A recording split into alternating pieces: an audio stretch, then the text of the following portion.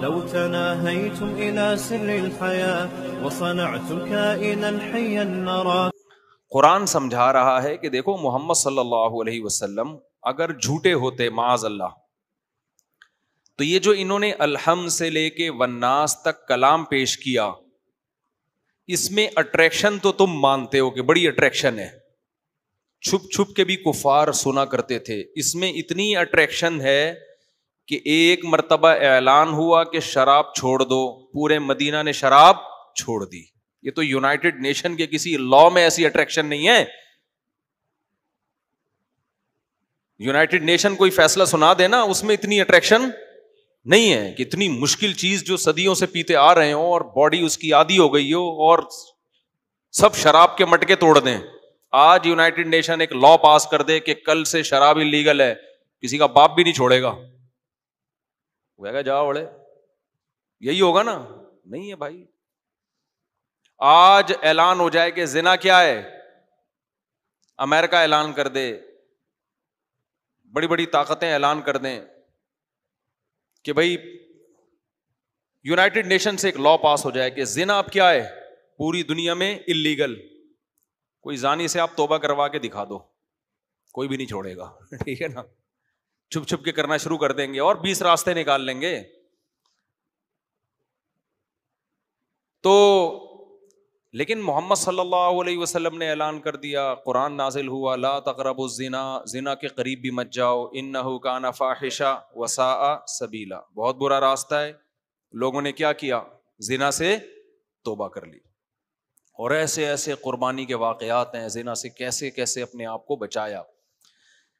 تو عرب یہ تو مانتے تھے کہ اس کلام میں اٹریکشن بہت ہے. اب قرآن کہہ رہا ہے کہ دیکھو اٹریکشن یا تو شاعری کی وجہ سے ہوتی ہے، یا کوئی نجومی کاہن ایسی چیز لا رہے ہوتے ہیں اس کی وجہ سے ہوتی ہے. اچھا شاعری میں کیا ہوتا ہے؟ مبالغہ آ رہا ہے، ذرا سی بات کا رائی کا پہاڑ بنا دینا. تو محمد صلی اللہ علیہ وسلم نہ تو شاعر ہیں، کبھی انہوں نے شعر نہیں کہا، 40 سال تمہارے درمیان رہے، نہ انہوں نے زبان سے کبھی شعر کوئی ایجاد کیا ہو. کسی کا شعر پڑھ کے سنا دیا تو ایک الگ بات ہے. اور پھر یہ قرآن بھی شاعری والا کلام نہیں ہے، اس کے قافیے ملتے تو ہیں لیکن وزن نہیں ملتے اس کے آپس میں. دیکھو الحمد للہ رب العالمین الرحمن الرحیم، آخر میں کلام میں میچنگ تو ہو رہی ہے لیکن شاعری والی میچنگ نہیں ہو رہی. اس کو شعر نہیں کہہ سکتے اس آیت کو ہم. تو قرآن کہہ رہی ہے یہ کلام بھی شعر نہیں ہے اور محمد صلی اللہ علیہ وسلم بھی شاعر نہیں ہے. وما علمناہ الشعر وما ينبغی لہ، ہم نے محمد صلی اللہ علیہ وسلم کو شعر و شاعری نہیں سکھائی، اور یہ محمد صلی اللہ علیہ وسلم کی شان کے مطابق بھی نہیں ہے کہ آپ شاعر ہوں. یہاں سے ایک اور مسئلہ حل ہو گیا، ٹیکنیکل پوائنٹ نوٹ کر لیں اس کو. بعض چیزیں جائز ہوتی ہیں لیکن اپر لیول کے لوگوں پہ وہ سوٹ نہیں کرتی. اس کی مثال ایسے ہے، لوگ مجھ سے پوچھتے ہیں کہ جی پرینکر بننا کیسا ہے، میں اپنا ایک پرینک کا چینل کھولنا چاہتا ہوں. کہتا ہوں بھی جائز ہے، اگر جائز ہنسی مذاق ہے تو جائز ہے، لیکن میں پوچھتا ہوں آپ کی کوالیفیکیشن کیا ہے؟ پڑھا لکھا آدمی ہوتا ہے تو میں کہتا ہوں یار جائز ہے مگر آپ پہ سوٹ. آپ کوئی دوسرا کوئی تعمیری کام، آپ ڈاکٹر ہو، آپ کوئی ہسپتال کھولو، سمجھتے ہو؟ آپ کوئی سائنٹسٹ ہو تو آپ پیسہ کمانے کا وہ طریقے اختیار کرو جو آپ پہ آپ کے اسٹینڈرڈ کا ہو. اسی طرح علماء کے لیے کوئی عالم ہو، مفتی ہو، وہ اگر پرینک کا یا کوئی مزاحیہ چینل کھول لے، جائز ناجائز کی بات نہیں ہے، یہ آپ کے اسٹینڈرڈ سے نیچے کی چیزیں. تو ہر جائز کام ہر ایک کے کرنے کا نہیں ہوتا. سمجھتے ہو کہ نہیں سمجھتے؟ کامیڈی، اب کامیڈی کبھی کبھار بیچ میں ہو جائے ٹھیک ہے، کامیڈین بننا یہ کیا ہے؟ یہ جو میچور لوگ ہیں نا ان پہ یہ چیز سوٹ نہیں کرتی. سمجھتے ہو کہ نہیں سمجھتے ہو؟ ان کے یعنی اپنے بچوں کو آپ ایسی ٹریننگ کرو کہ کامیڈین بن جائیں وہ، تو بھائی بچوں کو تو آپ کوشش کرو کوئی ایسی چیز سکھاؤ بچوں کو جو زیادہ، ہر آدمی چاہتا ہے نا میرا بچہ زیادہ سے زیادہ ترقی کرے، یہی چاہتا ہے نا. تو بچے کا بھی پھر ایسی آپ اس کی ٹریننگ کرو, کوئی سائنٹسٹ بنے, کوئی فوج میں کوئی بڑا آفیسر بن جائے, کوئی عدلیہ میں کوئی بڑا پوسٹ پہ چلا جائے. تو ہر جائز کام ہر ایک پہ سوٹ نہیں کرتا. جائز ہے, کسی کا توہین بھی جائز نہیں, کوئی کامیڈین ہو یا پرینکر ہو, تو توہین کی میں بات نہیں کر رہا, لیکن اس آیت سے ہمیں پتہ چلتا ہے. اسی طرح شعر و شاعری میں بہت زیادہ دلچسپی لینا, یہ پیغمبر کے لیے پیغمبر پر یہ چیز سوٹ نہیں کرتی قرآن کے مطابق, کیونکہ شاعروں کی طبیعت میں مبالغہ آرائی بہت ہوتی ہے, رائی کا پہاڑ بنا کے پیش کرنا. تو پیغمبر حقائق بیان کرتے ہیں, پیغمبروں کا کام کیا ہے, ایسے موٹیویشن کرنا جو گراؤنڈ ریئلٹی سے میچ کر رہی ہو. اس لیے پیغمبروں کے لیے اللہ نے شاعری کو پسند نہیں کیا. حالانکہ پیغمبر صلی اللہ علیہ وسلم نے شاعروں کے کلام کو سنا ہے مگر خود شاعری نہیں کی ہے.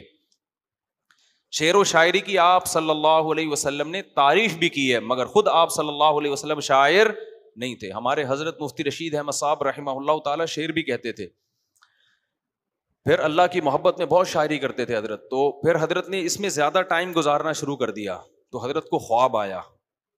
ہمارے حضرت خود یہ واقعہ ہم نے 2-3 دفعہ سنا, کیونکہ بہت بڑے مفتی تھے, عالم تھے.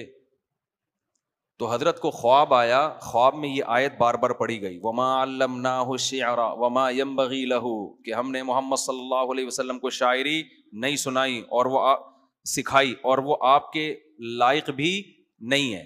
حضرت فرماتے ہیں مجھے غالب گمان ہو گیا کہ یہ اللہ کی طرف سے مجھے تنبیہ ہے, کہ آپ کو جو اللہ نے جس لیول کا علم دیا ہے, جو مسائل کی تحقیق کرنا, پھر لوگوں میں واعظ کہنا, تو یہ آپ کے لیے سوٹیبل نہیں ہے. اس کے بعد سے حضرت نے چھوڑ دی. پھر شعر پڑھ کے سنایا تو کرتے تھے بیانات میں, خود شاعری نہیں کرتے تھے, کہ اپنا ٹائم کیوں لگائیں بھائی ایسی چیز میں. ہم ایک شعر مارکیٹ میں لانے کے لیے نا شاعر کا بڑا خون پسینہ لگتا ہے. تو میں شاعروں کے خلاف نہیں ہوں, ہر ایک کا مینٹل لیول جو ہے, جو جس اسٹینڈرڈ کا آدمی ہے تو اس کو اسی اسٹینڈرڈ کا کام کرنا چاہیے. باقی میں تو خود چاہتا ہوں لوگوں میں شاعری کو پروموٹ کیا جائے تاکہ ہماری زبان کی حفاظت ہو, اردو محفوظ ہو ہماری, اور ان فضول چیزوں سے لوگ بچیں. خیر, تو قرآن کیا کہہ رہی ہے یار, آواز بہت گونج رہی ہے, مجھے نہیں سمجھ میں آ رہی آواز, پتہ نہیں کیا ہے ہمارے مائک کو یار, اس کو سیٹ کرو یار, گونج رہی ہے نا آواز, وہ مزہ نہیں آ رہا. تو اللہ تعالیٰ نے فرمایا اس قرآن کریم میں جو اٹریکشن ہے وہ نہ تو شاعری کی وجہ سے, اس لیے کہ یہ کلام شعر نہیں ہے. کوئی بھی دنیا میں شاعر یہ نہیں کہے گا کہ یہ شعر و شاعری ہے, وزن ہی نہیں مل رہے آپس میں. اور دوسری بات یہ کہ یہ کاہن کا کلام بھی نہیں ہے. کاہن لوگ جو باتیں کرتے ہیں وہ بالکل ماوراء العقل, اوٹ پٹانگ قسم کی پھینک رہے ہوتے ہیں. اور محمد صلی اللہ علیہ وسلم کے کلام میں بھی شاعروں والی بات نہیں اور کاہنوں والی بات نہیں, اور آپ کی جو شخصیت ہے اس میں بھی شاعری والی, شاعروں والے علامتیں نہیں ہیں, اور کاہنوں والی علامتیں بھی اس میں نہیں ہیں. شاعروں کی علامتیں کیا ہوتی ہیں؟ قرآن کہتا ہے وَالشُّعَرَاءُ يَتَّبِعُهُمُ الْغَاوُونَ, شاعروں کے پیچھے عام طور پہ وہ لوگ چلتے ہیں جو خود سیدھے راستے پہ نہیں چل رہے ہوتے. عام طور پہ قاعدہ کلیہ نہیں ہے. جبکہ محمد صلی اللہ علیہ وسلم کے پیچھے کون لوگ چل رہے ہیں؟ ابو بکر, عمر, عثمان, علی, ابن مسعود, معاذ ابن جبل, سلمان فارسی, ابو ہریرہ, حضرت عائشہ, یہ سارے قوم کے ذہین ترین لوگ تھے. اس سے بھی پتہ چلتا ہے یہ آیت بھی صحابہ کی فضیلت میں بڑی زبردست ہے. قرآن کہہ رہا ہے شاعروں کو فالو کرنے والے کون ہوتے ہیں؟ بیکار قسم کے لوگ. جبکہ محمد صلی اللہ علیہ وسلم کو بیکار لوگ فالو نہیں کر رہے. میں بار بار کہتا ہوں, یہ میرے لوگ کلپ کیوں کر کے کٹ کر کے چلا دیتے ہیں, شاعروں کو بیکار لوگ فالو کرتے ہیں, تو سارے شاعر اس میں داخل نہیں. عام طور پر مبالغہ آرائیاں ہی ہو رہی ہوتی ہیں. جبکہ محمد صلی اللہ علیہ وسلم کو قرآن کہہ رہے جو فالو کر رہے ہیں وہ غاوون نہیں ہے. غاوون کہتے ہیں گمراہ لوگ, سیدھی بات نہ کرنے والے, مبالغہ آرائیاں کرنے والے. تو اس سے بھی پتہ چلتا ہے کہ قرآن محمد صلی اللہ علیہ وسلم کی نبوت کی دلیل میں یہ بات پیش کر رہا ہے کہ آپ کو فالو کرنے والے لوگ کیا ہیں؟ وہ ذہین لوگ ہیں.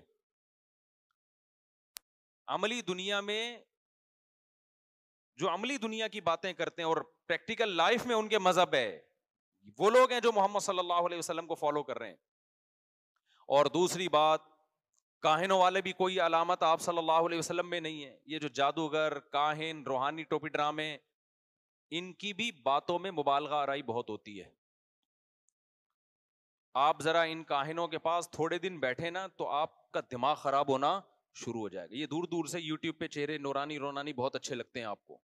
جب آپ جائیں گے نا ان کے پاس نقوش ہوں گے، یہ نقش پا، یہ نقش جو ہے، نقش پا نہیں، یہ نقش جو ہے یہ بھاگی بیوی کو واپس لانے کا نقش ہے. یہ والا ہے جس کی بھاگ نہ رہی ہو اس کو بھگانے کے لیے. یہ نقش ہے گردے کی پتھری نکالنے کے لیے. یہ نقش ہے گمشدہ کو تلاش کرنے کے لیے. آپ جائیں نا عجیب سے دماغ کی دہی ہو جاتی ہے. اور کسی چیز کی ان کے پاس کوئی دلیل نہیں ہوتی. ہوا و حرص والا دل بدل دے، میرا غفلت میں ڈوبا دل بدل دے.